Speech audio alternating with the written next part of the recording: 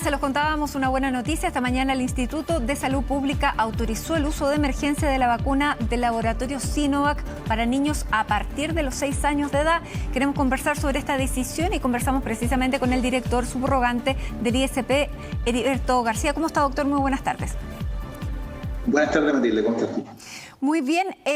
¿Cuáles fueron los criterios que se adoptaron para tomar esta decisión y por qué no se acepta a partir de los 3 años como era la solicitud?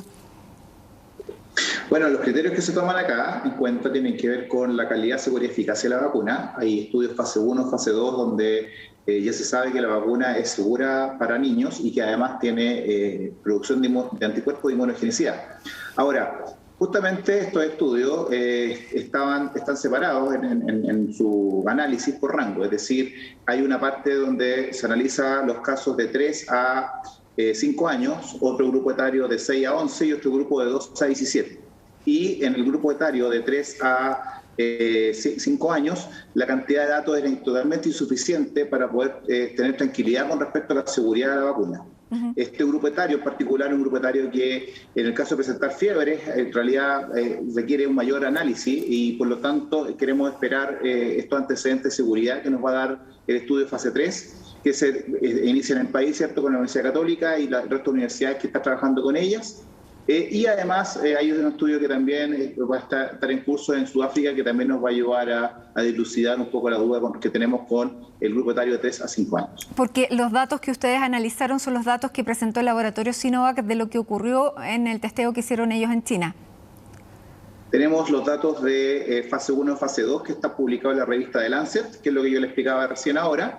Tenemos también un estudio de análisis 2B que se llama, que es una mirada específicamente para revisar la inmunogenicidad de niños versus adultos y adultos mayores, donde se demostró que adultos y adultos mayores tienen la misma producción de anticuerpos, pero el niño produce más anticuerpos, produce un 100% anticuerpos en el caso de los niños, y por lo tanto con eso vimos que los niños protegen a los adultos en caso de producir contagio. Eso es lo que está en el 2B. Y además tenemos los datos de seguridad de 3 a 17 años que presentó Sinovac, especialmente al Instituto de Salud Pública, que son los datos de farmacovigilancia, de 63 millones de vacunas, lo que equivale a 40 millones de niños vacunados. Entiéndase que hay algunos niños que todavía no cumplen su segunda dosis, por eso que no es el doble exacto.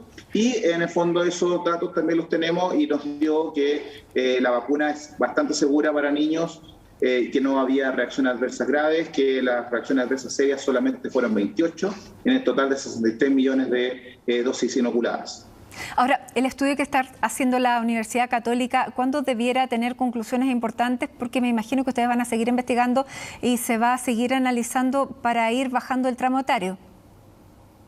Bueno, específicamente para este estudio de farmacovigilancia le pedimos a Sinovac que nos relate los distintos grupos etarios, que nos vaya siempre entregando mayor información a medida que vaya a ir avanzando, a medida que tengamos también la solicitud y viendo también la necesidad de ir vacunando a un grupo etario menor de 5 años. Ahora, ¿cuál es el comportamiento que han tenido estos niños, este grupo etario, frente a la pandemia? Porque en un inicio no conocimos de casos que se contagiaran, solamente conocimos el PIMS lamentablemente después, porque era prácticamente imperceptible el contagio que tenían. ¿Qué es lo que pasa a partir de los 3 años o de la edad de detección que se tiene? Porque incluso hay menores de 3 años donde también se ha detectado y se ha diagnosticado el COVID.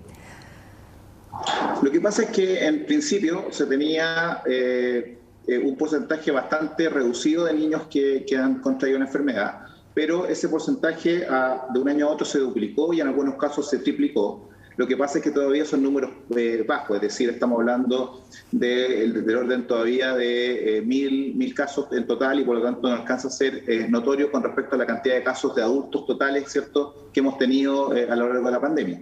Por eso que en el fondo se ve que es un grupo que tiene poco contagio. Sin embargo, se ha visto de que de un año a otro ya se ha duplicado y en algunos casos triplicado. Específicamente la triplicación se dio en el rango etario de 12 a 17.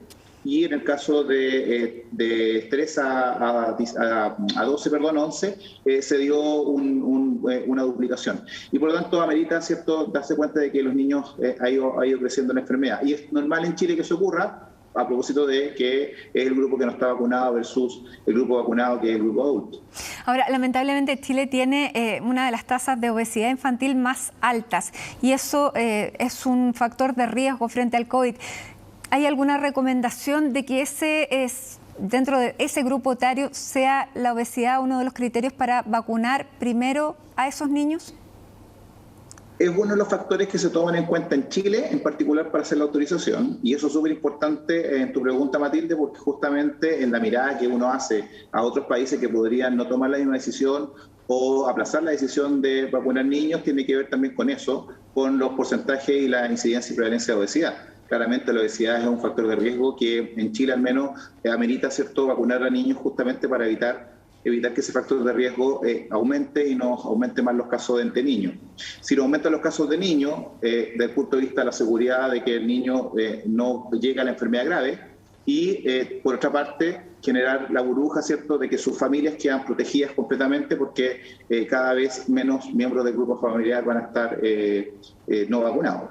Ahora, frente a esta respuesta tan buena que tienen los niños porque tienen su sistema inmune entre comillas, nuevo, ¿eso hace pensar que, por ejemplo, ellos no van a necesitar una tercera dosis? No lo sabemos todavía porque eso va a depender un poco de cómo vayan avanzando los resultados de los estudios, a medida de que también vayamos viendo la inmunogenicidad en el tiempo. Una de las cosas y la ventaja que tiene el 2B también es que, a diferencia del estudio fase 1 y fase 2 que fue publicado en The Lancet, teníamos ahí un corte donde no había pasado ni siquiera un mes y, claro, había inmunogenicidad, pero no había pasado casi un mes, 2 meses máximo. En cambio, con el fase 2B tenemos más tiempo. Esperamos que con el fase 3 tengamos además los tiempos mucho más largos para poder justamente dilucidar si al sexto mes baja la inmunidad, como en el fondo ya sabemos que los adultos sí bajan. Ahora, si bien las vacunas entre los niños, las primeras se ponen entre los 1, la mayoría entre los 1, el 0 y los 2 años, ¿tiene alguna interferencia esta vacuna con las otras que se ponen los niños dentro del calendario? Muy importante esa pregunta en lo técnico. No existe una interferencia entre vacunas. Lo que sí es importante es no vacunar con 2 vacunas distintas el mismo día. Probablemente hay que esperar un día, 2 días o 7 días en algunos casos. Pero eso obviamente es algo que el Programa Nacional de Inmunizaciones va controlando. Y por eso yo creo que nosotros en Chile tenemos un buen sistema, tenemos el Registro Nacional de Inmunizaciones donde da la alerta, ¿cierto?, para que el equipo que vacuna, la TENS y la enfermera no cometan el error de vacunar en el vacunatorio sin esperar esos tiempos, esos lapsos que hay que esperar entre una vacuna y otra. Ahora, saliéndonos un poco de lo que son estos estudios y esta autorización en los niños, Heriberto, ¿les llama la atención lo que ha ocurrido en Chile con la ya circulación comunitaria de la variante Delta y este 0,89% que tenemos de tasa de positividad? La vacuna Sinovac es lo distinto que tenemos, por ejemplo, frente a Israel. ¿Eso quiere decir que la Sinovac tenía o generaba una mejor respuesta frente a esta variante? Hoy día vimos, dentro de lo que se analizó, un concepto que es bastante importante y hay que diferenciar entre lo que es la efectividad y la eficacia. La eficacia es lo que se mide en el estudio clínico y efectivamente la eficacia te da un rango, pero en un grupo que está controlado, donde en el fondo yo puedo medir con grupos incluso sanos la actividad y la acción del medicamento, en este caso la vacuna. Cuando yo mido la efectividad, mido en población real. Y en ese sentido, podemos decir que la vacuna de Sinovac, con todas las variantes que están rondando en Chile, tiene un 63%, ¿cierto?, de efectividad para evitar el contagio. Por lo tanto, sí hay un factor que tiene que ver con la vacuna, pero hay otros factores que también nos ayudan con el manejo de la variante Delta, que ha sido lo estricto que hemos sido con respecto, como país, en el Departamento de Epidemiología y las Ceremis, como han sido estrictas en relación a el aislamiento de pacientes, ¿cierto?, que han presentado la variante Delta. Y un tercer factor también que nos protege mucho de esta situación tiene que ver también con las medidas que hemos tomado. Nosotros, a diferencia de otros países, no tomamos la medida automática de sacarnos la mascarilla. Hemos seguido con la mascarilla, hemos seguido con el cuidado y hemos seguido con las medidas y hemos sido insistentes con respecto a las medidas sanitarias que se deben tomar. Por lo tanto, creo que ahí hay diferentes factores que están aportando, pero sin duda la vacuna es uno de ellos y creo uno de los más importantes.